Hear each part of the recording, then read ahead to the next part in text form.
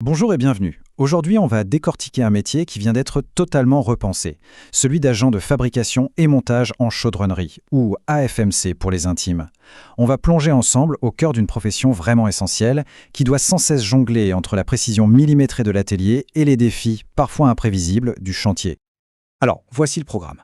On va commencer par comprendre pourquoi ce métier avait besoin d'un coup de neuf. Ensuite, on définira ce qu'est le métallier d'aujourd'hui.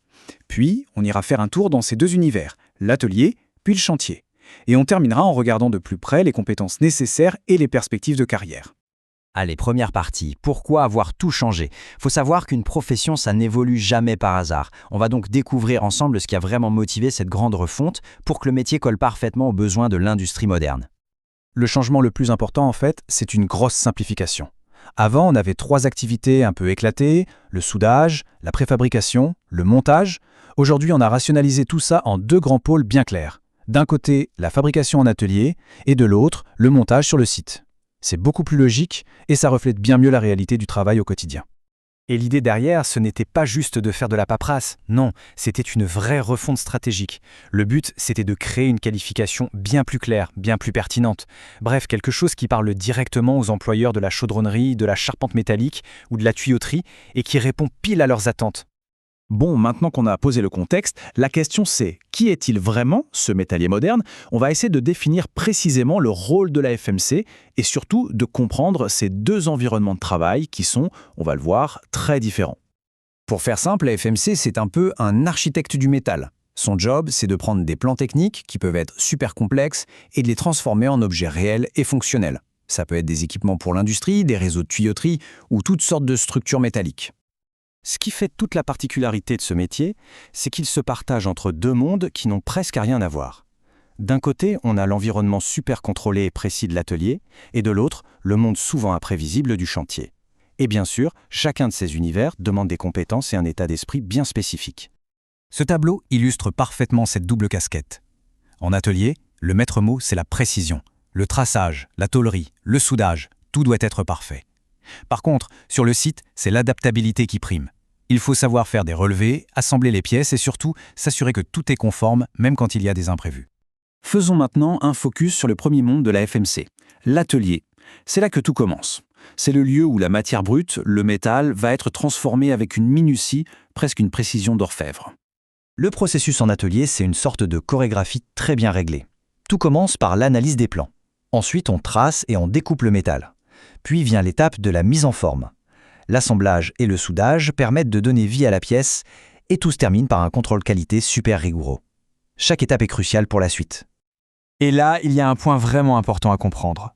Le soudage, dans ce métier, ce n'est pas vu comme une spécialité à part. Non, pour un AFMC, c'est une compétence fondamentale au même titre que savoir lire un plan ou découper une tôle. Ça fait partie intégrante du processus de fabrication. Parmi les techniques à maîtriser, il y a par exemple le soudage TIG. On pourrait dire que c'est un peu la haute couture du soudage. C'est une technique qui est reconnue pour sa très grande précision et pour la qualité impeccable de ses finitions. C'est particulièrement crucial dans des domaines comme la tuyauterie industrielle.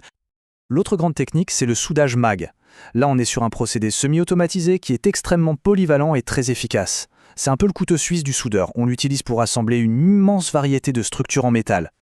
Allez, maintenant on change complètement de décor. On quitte la sécurité et l'organisation de l'atelier pour se plonger dans l'environnement dynamique du chantier. C'est là que les pièces fabriquées avec soin vont enfin prendre leur place dans le monde réel.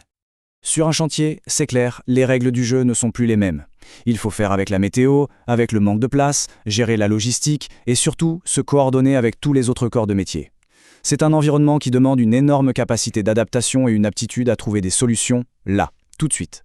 Travailler sur site, c'est un peu comme assembler un puzzle géant, mais sans la boîte.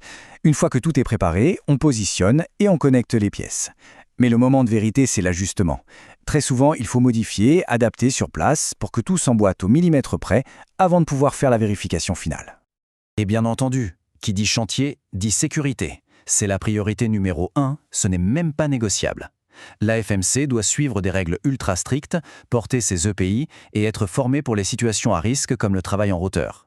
C'est essentiel pour sa protection et pour celle de toute l'équipe. D'accord, donc on a ce professionnel avec une double casquette, artisan hyper précis en atelier et monteur super adaptable sur le terrain. Mais alors, concrètement, qu'est-ce que ça donne en termes de carrière? Voyons un peu les compétences acquises et les opportunités qui s'ouvrent. Ce qui est très intéressant, c'est qu'au-delà de la technique pure du métal, ce métier développe des compétences transversales qui sont hyper recherchées.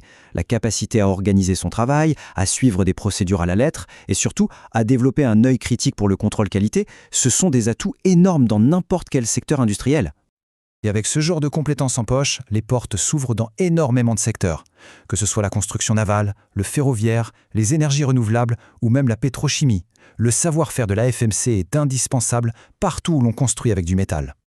Et pour parler concrètement, cette qualification, c'est une porte d'entrée directe vers des métiers qui recrutent. Chaudronnier, monteur-soudeur, métallier, assembleur au plan ou encore serrurier.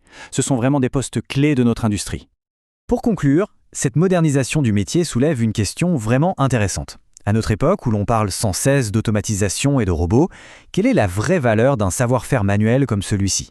Eh bien la réponse, c'est que même si la technologie avance à pas de géant, le besoin de compétences humaines pour construire, adapter et maintenir le monde physique qui nous entoure, ce besoin-là, il reste plus fondamental que jamais.